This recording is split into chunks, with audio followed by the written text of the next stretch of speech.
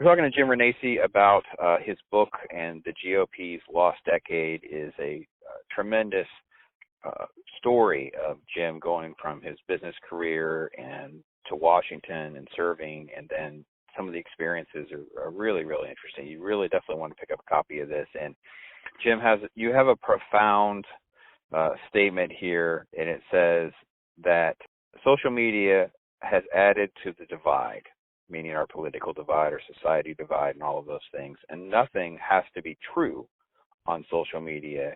It just has to get clicks. And I have to say, even your statement is so profound. It's not even just social media now. It's actually just websites in general. It's the media at large and that kind of thing.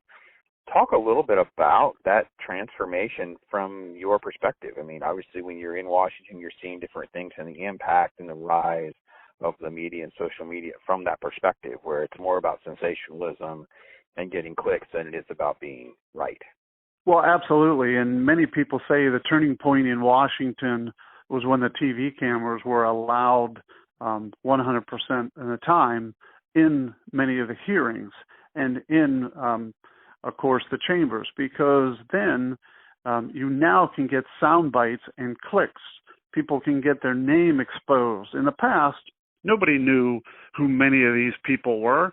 And it was interesting. My predecessor, Congressman Renacci, used to tell me, when you go to Washington, you have two types of members of Congress. You have Showhorses and Workhorses. But he said the Showhorses have become more prominent because TV has given them more of a prominent role. So how do they become more prominent? Well, they go on the House floor and they talk about someone else that could even be a friend of theirs on the other side. But it's a way of gaining what I call clicks, social media clicks, because if you're able to get a social media click, you're able to get exposure on the social media, whether it's Facebook or Twitter or one of the devices.